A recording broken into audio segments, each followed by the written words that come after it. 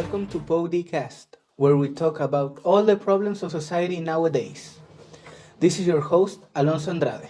Today, we have two guests that will give their opinion on a really big issue, the gender pay gap in sports. First, we have Vicente Gil, an economics expert and sports enthusiast. Thank you for inviting me. I'm thrilled to be here. And secondly, but not less important, we have Felipe Manterola, a supporter of the feminist movement who is very well informed about the problems of the female gender. Hello, everyone. It's a pleasure to be here. Thank you so much for being able to be here with us today. So, to start the discussion, why do you think the pay gap is a thing? Isn't it strange for it to exist in this modern, progressive world? The wage gap is a very negative thing that is present in today's society, and this should not be justified, much less in this modern progressive world. Equal pay should be a basic right for all people, regardless of gender. Women should receive the same pay for the same level of dedication, work, and effort as their male counterparts. In addition to that, female athletes train just as hard as men, dedicate the same amount of time and effort, and often face additional obstacles such as a lack of equal access to training facilities, less media coverage, and less support, among others. This is why the gender pay gap is understood as a historical bias reflected in the way sports are socially valued. According to this, is it fair that women who have historically received lower wages in all types of jobs also do so in sports? Well, according to my studies, the gender pay gap is a thing mainly due to the fact of pregnancy on women, and this is a structural problem that we could argue about for hours.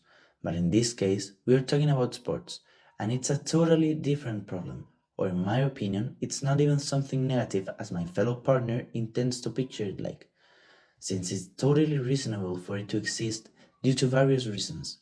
One of these, and the one I consider most important, would be the fact that women's sports does not generate not even close to the amount of money men's sports generate. So there's no argument that could back up the fact of them making the same amount if they do not generate the same amount. And this is due to the fact that no matter how much effort they put in, women will never be physically comparable to men, therefore making men's sports more fun and enjoyable to watch. Well, thank you. Now, moving on. 2 years ago, there was a friendly match between Wrexham AFC, a football team owned by actor Ryan Reynolds and composed of retired and active players, that played against the United States female national team. The male team surprisingly won 12-0, becoming big news. Moreover, in 2016, Australia's female national team played a match against the Newcastle Jets under 16s and were put to shame by them, losing 7-0. What are your thoughts on the friendly matches? Is it enough proof to show why women are paid less? I believe these matches are more than enough evidence to show that women and men are clearly on different physical levels, just as I argued before, proving that men's sports is indeed on a higher level. And just as it happens among the different men's football leagues, the one with a higher level is more entertaining to watch, consequently, generating more money. As Vicente mentions, women and men are not at the same level of performance in sports. This is inevitable due to the inherent physical differences between the biological sexes. Even so, this is no reason for women to be paid less, as what should be rewarded is competition within the same gender, since that is where the spectacle and entertainment for sports consumers come from. Whoa, thanks for the contribution, guys. Moving on, another thing that should be noted is that in 2022, the top paid male athletes earn $100 million on average, while the best paid female athlete made $50 million. From an ethical point of view, it is clear that this isn't fair. But economically, is it fair? We have enough proof to show that the revenue from sports overall is extremely different between men and women. Is it tied to that at all? It's impossible to recognize the gender pay gap on sports as an ethical issue We need to recognize this problem as what it is, and it is that the ones that are really getting benefited are the women.